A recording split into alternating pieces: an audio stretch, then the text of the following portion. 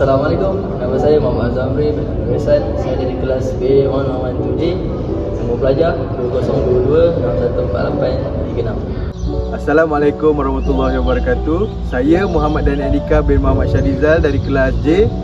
Nombor pelajar 2022-870468. Assalamualaikum warahmatullahi wabarakatuh. Saya Nur Azra Batisha binti Muhammad Arif. Nombor pelajar 2022-869-608 dari kelas N5BA1112J. Nama saya Nur Adaizati binti Rosman. Nombor pelajar 2022-849554 dari kelas N5BA1112J. Nama saya Nur Nabila Jasmine binti Syaharuddin dari kelas BA1112J. Nombor matrik 2022-877414. Jadi, hari ini kami akan membentangkan mengenai isu LGBT di Malaysia. LGBT merujuk kepada cara hidup yang diamalkan sekelompok golongan masyarakat dari sesetengah negara barat yang menerimanya seperti Amerika Syarikat dan Argentina. Tetapi ada juga sesetengah negara lain yang menentang amalan cara hidup ini. LGBT adalah singkatan bagi perkataan lesbian, gay, bisexual dan transgender. Istilah ini diwujudkan bertujuan untuk menekankan kepelbagaian budaya yang berdasarkan identiti seksual serta jantina. Isu ini bukanlah merupakan isu yang baru dalam kalangan sesetengah negara. Malahan, isu ini dikatakan telah lama menjadi topik yang sering dibincangkan oleh pelbagai institusi. Penglibatan golongan LGBT semakin membimbangkan dalam kalangan masyarakat. Gejala ini semakin menular, tidak hanya terbatas dalam kalangan dewasa sahaja, tetapi turut mempengaruhi remaja yang masih di bangku sekolah. Asal-usul LGBT di Malaysia. Fenomena ini pertama kali terjadi pada zaman Nabi Lut AS. Menurut kaum transgender, kisah cerita sesama jenis sudah ada pada masa peradaban kuno, iaitu pada zaman Yunani kuno. Setelah Perang Dunia Kedua, kelompok homoseksual ini muncul kembali dan memulai pengaruhnya di dunia barat seperti Inggeris, Perancis, Jerman, Belanda dan Amerika Syarikat. Golongan LGBT di Malaysia ini sudah mula menapak sejak pada awal tahun 1980, dan pada 1990-an, golongan ini terus berkembang di Malaysia dan melebarkan diri mereka sebagai lesbian, gay, bisexual dan transgender.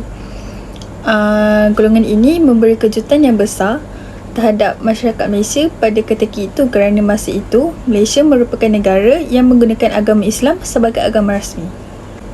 Secara LGBT pula, LGBT tidak terlalu dikenali atau dibincangkan dalam masyarakat Melayu. Namun dengan kepimpinan penjajah yang mendatangkan cara hidup barat, LGBT mula diperkenalkan dan terus berkembang di Malaysia. Pada tahun 1930-an, kuasa penjajah Inggeris memperkenalkan undang-undang yang melarang aktiviti homoseksual di Malaysia dan dikekalkan selepas negara merdeka pada tahun 1957. Kehidupan lesbian dan gay dianggap sebagai budaya darat dan dianggap sebagai penyakit moral yang patut dihapuskan daripada masyarakat. Seterusnya ialah punca berlakunya LGBT. Punca yang pertama ialah pengaruh media massa.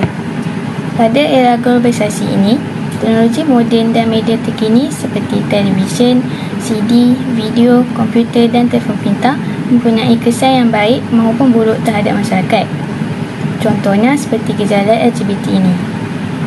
Media massa seperti media sosial merupakan medium utama golongan LGBT ini untuk mencari maklumat tentang gejala yang dilakukan mereka. Jadi, lebih mudah untuk golongan ini berleluasa dengan lebih luas. Contoh media sosial yang sering digunakan ialah seperti Instagram, Twitter, YouTube, Facebook dan Telegram. Yang kedua ialah pengaruh rakan. Pengaruh rakan adalah pengaruh yang diperoleh dari rakan-rakan yang mempunyai personaliti dan masalah yang sama seperti mereka. Pelakuan tingkah laku seseorang akan ditentukan dengan siapa diri kita bergaul. Contoh pengaruh rakan yang tidak baik adalah seperti apabila rakan mengajak kita untuk melakukan kemaksiatan seperti gejala LGBT. Yang ketiga ialah kurang perhatian agama.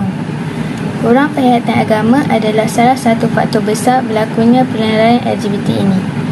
Walaupun pendidikan agama telah diberikan sejak dari kecil, namun ia tidak berguna jika amalan kehidupan agama tidak diterapkan ke dalam diri. Maka, ia memudahkan seseorang untuk cenderung melakukan perkara yang tidak baik. Ini kerana apabila seseorang individu tersebut mempunyai ilmu agama yang cetek, maka akan mudah terpengaruh dengan nafsu dan hasutan syaitan.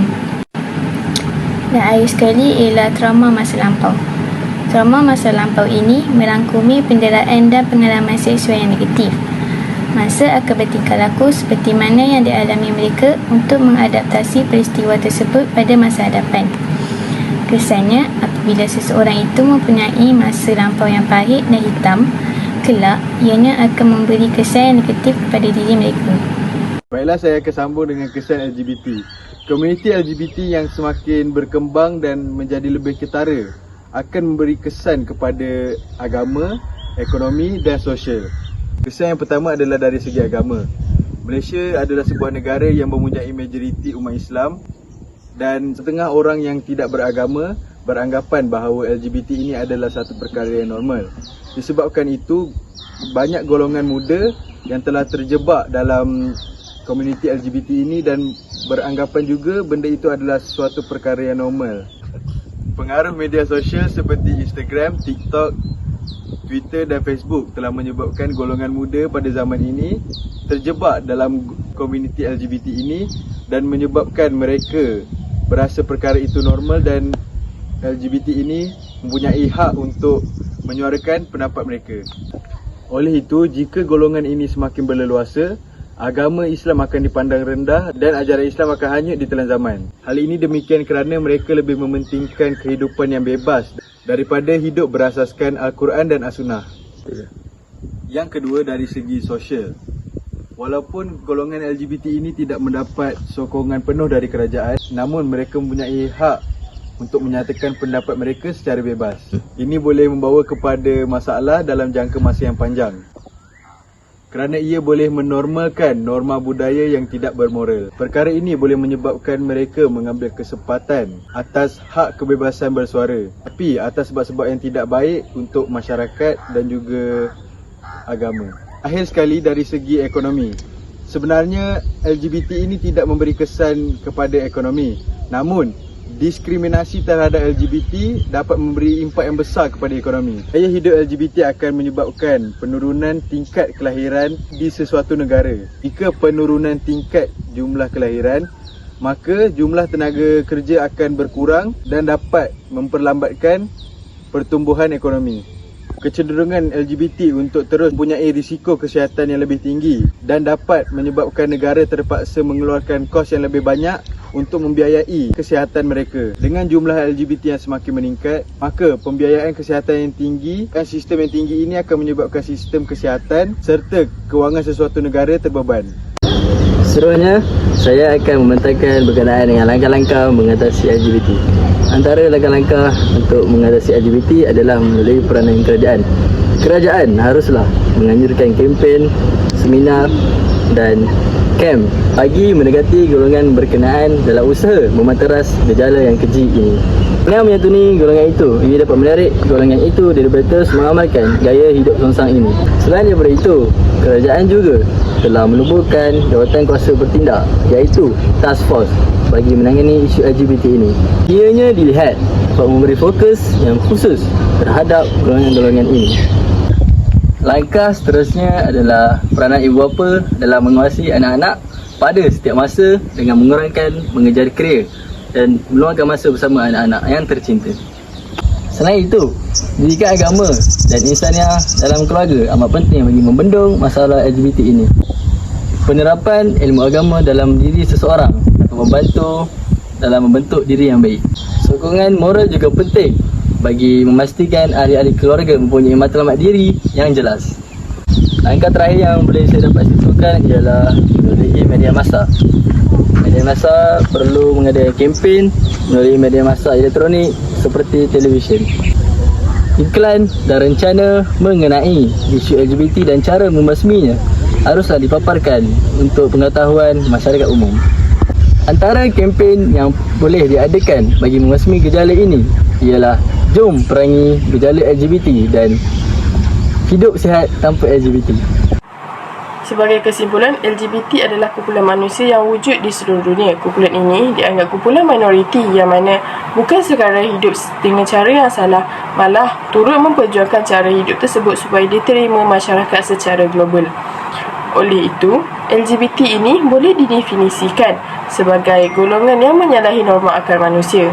Undang-undang LGBT juga perlu diperketatkan lagi untuk membanteras gejala ini daripada terus menular dalam kalangan masyarakat. Walaupun golongan ini amat sukar dikenali, ia tetap perlu dibendung melalui kempen kesedaran yang berkesan serta melalui kerjasama antara badan-badan NGO. Setiap masyarakat perlu mengingati tentang kesan-kesan negatif daripada mengamalkan LGBT ini.